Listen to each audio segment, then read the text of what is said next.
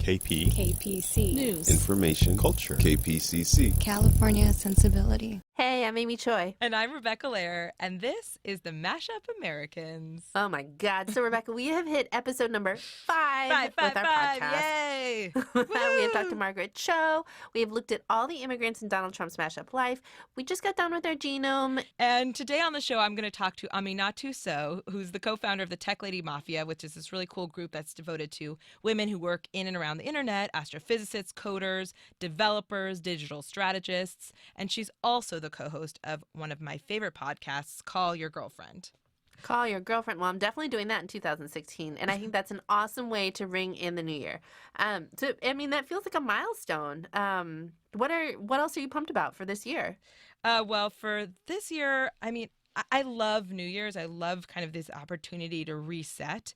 And what's kind of amazing as mashups is that we get a few chances. I feel like you can choose your own renewal, reset, New Year's button whenever you need it. So, as a Jew, I have Rosh Hashanah, but there's also with my Persian friends, there's Nowruz in the spring, or there's... Is that the one with the scallions?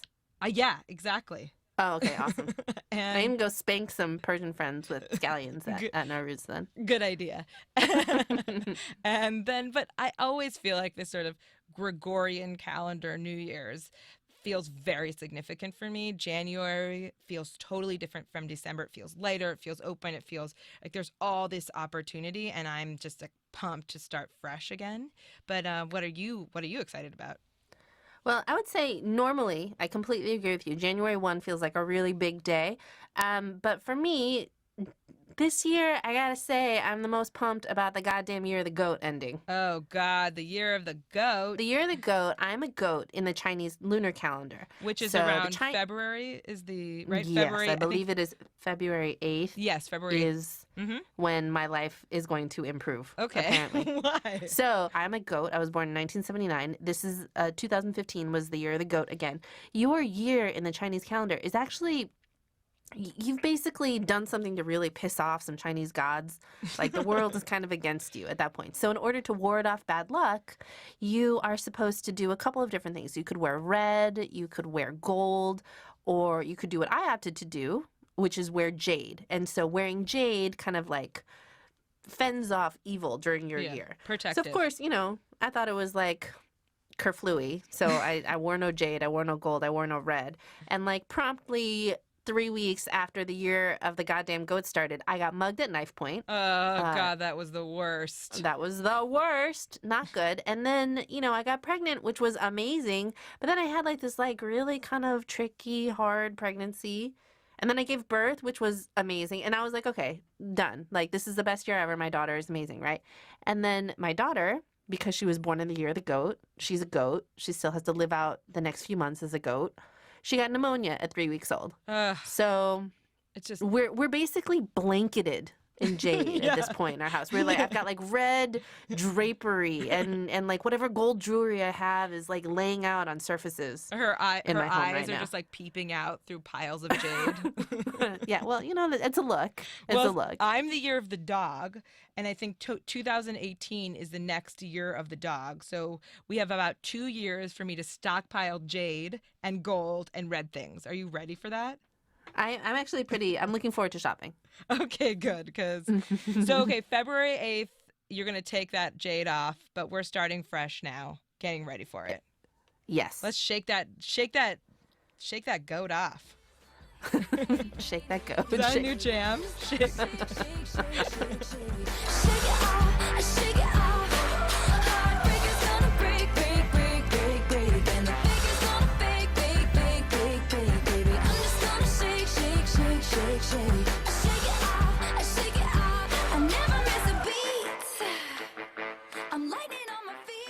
Hi, Amina. Welcome to the Mashup Americans.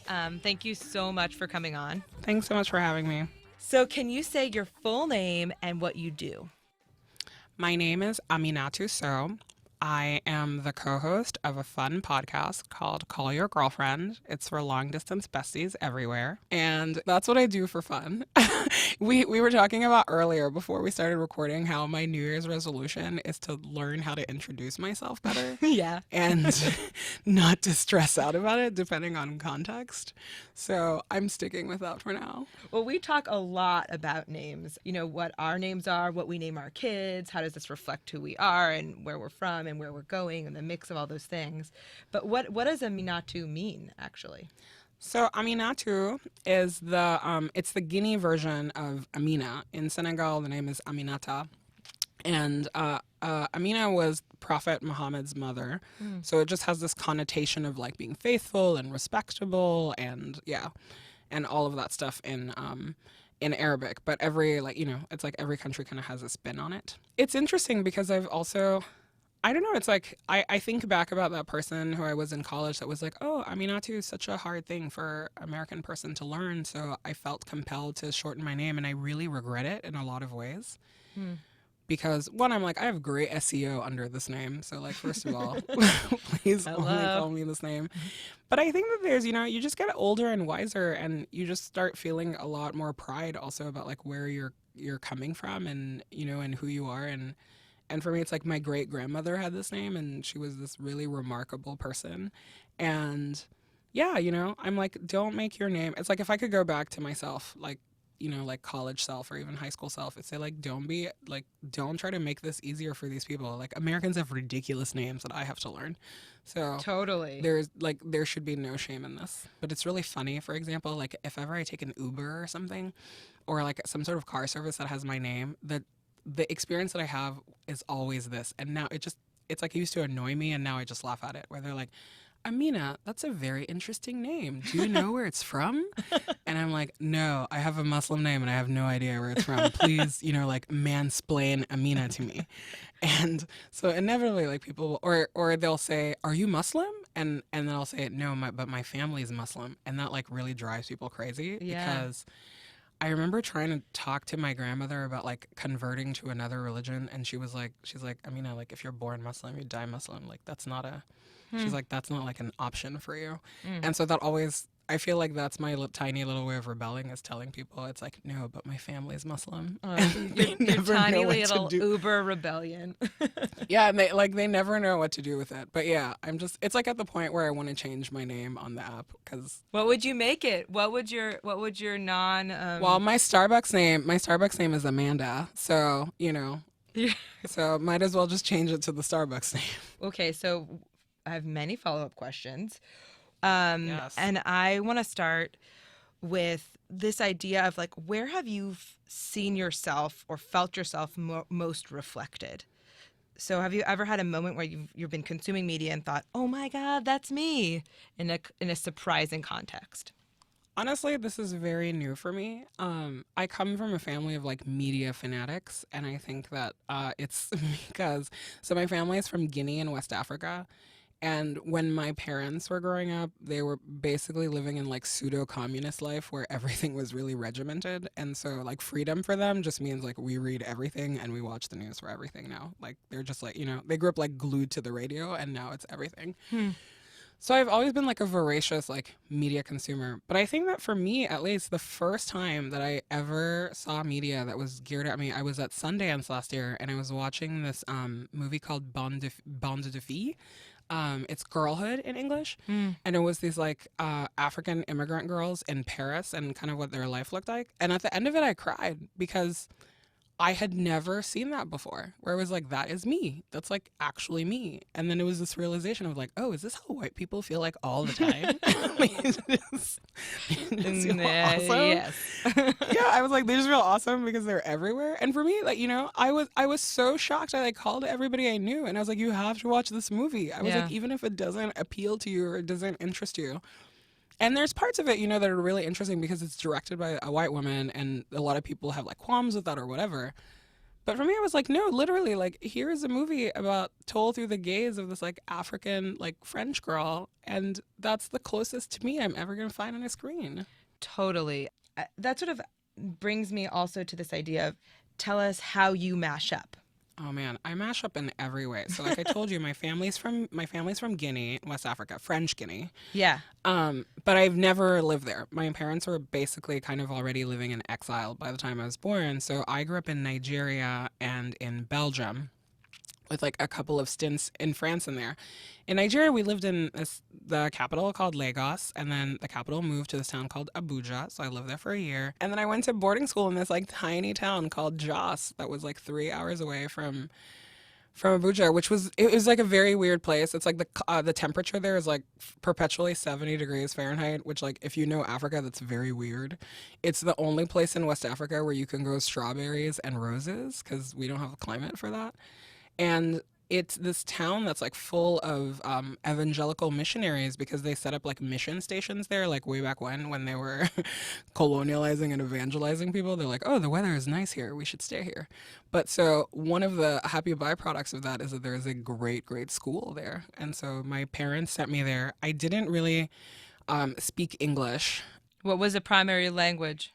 Like we speak French, and I went to French school, and all of my parents' friends spoke French, and all of my friends spoke French, and all of the people that worked for us spoke French.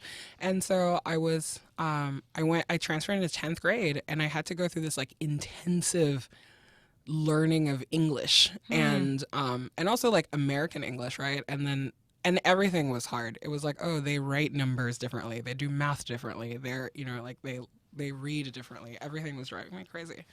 And so in doing, like, the one thing that happens when you go to an American high school that people kind of don't realize is that you're kind of most equipped for going to college in America after that. And so it was like, okay, cool, taking all these AP, IB classes, and yeah, sure, I'll move to America. But also I'd always been like, I had this like very romantic notion of how great America was because in my kind of like African/European experience, my dad was the only black man I knew that had an office job, right? Of all of our like family in Europe and stuff like that. And so for me, I was like, no, like I watch TV, I watch The Cosby Show. Look at all these black people thriving. Like that only happens in America. So fast forward, I came to college here. I went to University of Texas at Austin. Hook 'em horns. And had that like kind of fantasy movie college experience. It's like, hi, 50,000 people, football, Austin. Like it was Did you great. get into American football?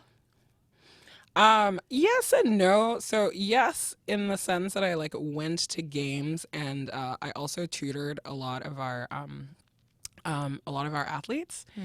But at the same time, like it's like I like the ritual of football. The game itself, I was never really into. I was like, this looks a little barbaric to me. I don't know how I feel about this. Wait, can we talk about you tutoring the athletes as a recent immigrant to the U.S.? I think that's an amazing story. Yeah, so it's like we're doing math and stuff. I'm like learning so much about America. So many of my friends were like hardcore Texans. And so Texas for me is forever my America home. And so, it's like I did that, and then I moved to D.C. And when I moved to D.C., so I was an international student all throughout college, which is also like this really fascinating experience. You're like, oh man, we pay more money than anyone to go to school here, and yet they kind of treat you like crap. So anyway, I moved to D.C., and so so it took me forever to find a job, and I got caught in this like weird, weird immigration like awfulness where my job was supposed to file my my H-1B paperwork, and which is the green card, and then they like couldn't do it at the very last minute. They were like, sorry, we can't do this, the economy is bad. And that for me was like a huge shock because I actually like I didn't have a home at that point. I had always been this like weird nomadic kid. And so what I had to do, and I couldn't go back to Guinea because my family had been living in exile from there forever, but that's where my passport is from. And so I had to apply to be a refugee in the United States. And that was its own just like awful. I think I still have PTSD from that process. It was just very hard and awful. Can we talk a little bit about this idea of, obviously right now in the world, the idea talking about refugees and what's happening in Europe and the Middle East is a huge part of the cultural zeitgeist and actually movements in the world and will impact the world for many, many years to come. And I'm wondering for you, how did it feel? You came here to the U.S. of your own volition, but how did it feel to identify at that point in your life as a refugee? You know, it's still something I struggle a lot with, right? Like what is and technically, I guess like the technical term for it too is that like I'm not even a refugee, I'm an asylee because I have asylum because I was already in the country. But it's like the same paperwork. You know, but it's a thing I struggle with a lot. And I think that for me, what it did too at that time is that it really confronted me with a lot of privilege that I had. You honestly do not understand the amount of just even emotional labor that is involved with like being a displaced person, and how there are no guarantees throughout the process, and how you're depending on essentially like people's kindness and you know like and fighting for your life. And that to me is just crazy. It's so crazy. And it's something that is, I think this is the first time I've talked about it, honestly, like outside of just friend circle. And it's something that's still like really hard for me to process. Why was your family in exile, if you're comfortable talking about that? Oh, because, I don't know, Guinea is a weird place. Democracy is like a new thing for us. And the first dictator that we had, Sekou Touré, he was from a tribe that was the opposite of the tribe that my family was from. So a lot of my family was killed. What tribe called? My tribe is Fulani. And it was like we were this kind of class of intellectuals and traders. And yeah, you know, it's colonialism in Africa is really sad because basically like Europeans set out they just like drew up these fake boundaries around like people who interacted in very different ways from before they came. And a lot of colonialism also just meant using divide and conquer tactics. Right. You know, when they would elevate like a chief from one tribe and that meant like shitting on this other tribe. And a lot of that resentment is still there. And so for our family, it's a lot of the men in our family had to leave the country really early on. Some of them died in these awful prison camps that they had. And it's just not been like a very pleasant experience altogether. Unpleasant seems like an understatement. Right. But I was looking at Guinea, and Guinea is majority Muslim. Is that correct? Yeah, it's like one of those like 99.99. I think it says 90%. It said about or 85. Well, like I guarantee you that if you look at those statistics like over the last 10 years, that's probably shifted. Yeah, because there's like a very tiny Christian majority. Like one of the Susu and Mandingo tribes have like very tiny Christian majority, and then there's these like very I guess like pagan religions also in the forest. But yeah, but it's like 100% like culturally Muslim, right? Like everything shuts down during Ramadan, for example. And did you grow up Muslim? Yeah, I grew up Muslim. This is another way that I'm a mashup. So my family is obviously Muslim. And then I grew up going to Quran school when I was younger because that's how you learn the Quran in like after school programs. For us, but my family also, to my dad's credit, I feel that like of all of the different like branches of family or whatever, our cousins are like, my dad never treated me different, even though I was the oldest in my family and I was a girl, right? He was always like, no, you're smart, you can do whatever you want. Pretty progressive also, guy. like a Muslim, so you have, it's like I think about it now and I'm like, this is wildly progressive, like even just compared to some of my cousins, like it's just like it's crazy. Yeah, it's like my dad was only ever married to my mom. He was not polygamous. He like sent all of us to school. Like all of these like weird. Yeah, my parents also like didn't have an arranged marriage. They married for love, and they were one of the first ones in their generation to do that. And all of the stuff. But so I went to Quran school, but then I went to this high school that was Christian, and so I was like, oh man, religion, there's just too much happening. So it's like now, yeah, and now I just like don't identify with any kind of religion. Yeah. So can I ask you some etiquette questions? Yes. Okay, so what do you do when somebody mispronounces your name? Like, what is the best way to deal with it? Man, I've gone through so many iterations of this, and if I'm really honest, I think that it depends like how I feel. But I think that at this point, if I don't correct how you say my name, it's because I'm like, literally, I don't give two shits about you, And I'm like, okay. I'm like, this is another way that like people really underestimate like immigrants or people of color or whatever, is that they just like gloss over you. And so I'm just at a point where I'm like, yes, I'm like, if you say my name wrong and I don't correct you, it's probably because I'm like, I'm never going to see you again. But I think that one thing that I've been doing more is just, like just a gentle correction where like I'll tell people, I'm like, hi, I'm like, you can introduce me as Aminatu, and and if we're friends, like you can call me Amina, like that's fine. That's not a big deal. But I make it a point that like my email is always that, like all of my social media presence is always that, because I really want to reinforce to people that like, that's my full name. And I think that afterwards you're free to just, I'm like, people can call you what they want depending on the degree of familiarity they have with you. Totally. Where do you feel most at home? Man, that's a really hard and tender question for me, because I think that, I don't have a home traditionally like most people have. Like I never grew up on the same street forever. I don't. So basically I fail all of those like banking security questions all the time. When they're like, what street did you grow up on? Where's your best friend from? So for me, home is always like where I'm at right now. On Call Your Girlfriend, we always joke with that, like home is where the Wi-Fi connects automatically. And I think that like to a lesser degree, I've really internalized that. Like for me, home is where I'm at currently, and I want to. It's like I try to make a home there and not be too nostalgic about things that I miss, because that gets really hard. Do you have any talismans or things you put up that are, say, when you go to the new place that really kind of represent that move of making that space home? Yeah, so for a long time, until very recently, because I think it's in storage, God, thank goodness my grandparents will never hear this, or my dad, is I would always put up like our family Quran on the highest like shelf at your house, because that's what you're supposed to do, even though I don't believe in it at all. It was just like, for me, it's just like, this is the thing that my family does. Yeah. And nobody would notice, but yeah, it's like that Quran's been in storage for like 4 years. So. Oh God, we got to get that out.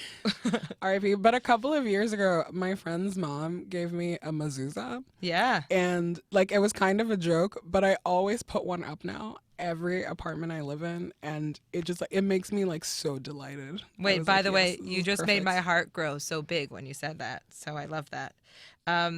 As a believer, because I know you love Justin Bieber, how do you feel about since day one the Justin Bieber Sorry Spanish remix? It's so good. Siempre te vas porque nunca te gusta mi honestidad. Yeah. Yeah, no, always I follow him on Twitter, and he's like one of 3 people I have a mobile alert for. So when he promoted it, I was on top of it. I'm like, our best Canadian. Let him stay in the country. Another mashup you should have on the show. Free Justin. Justin understands the struggle. He knows. All right, so on that, I just want to say thank you so much. This has been so fun and so interesting to learn about you and your experience and your family. So thank you so much. Yes, thank you so much. I can't wait to come back to discuss my citizenship party, because I've been hoarding decorations from 4th of July for years. Wait, when is it happening? I think I'm like eligible to apply in like 2 years. So in my head it's like far away, but it's going to be a coast to coast party. Don't worry. Oh, this is going to be a party train. We're going to cover it. We're going to cover it on the Mashup Americans. It's going to be the best. Thank you so much for having me. This was super fun. I love your show and I love what you do, and yeah.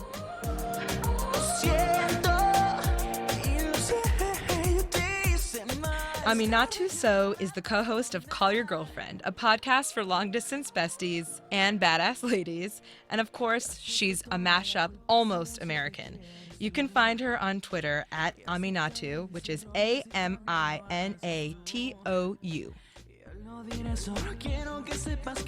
The Mashup Americans are me, Rebecca Lehrer. And me, Amy Choi. Our show is part of the Infinite Guest Network of awesome podcasts. Like the Dinner Party Download and Secret Skin with Open Mike Eagle. And produced with Southern California Public Radio, KPCC. Our show is also supported in part by an award from the National Endowment for the Arts on the web at arts.gov. See you next time. Adios. Siempre te vas porque nunca te gusta mi honestidad. Sabes que intento, pero las disculpas me salen mal.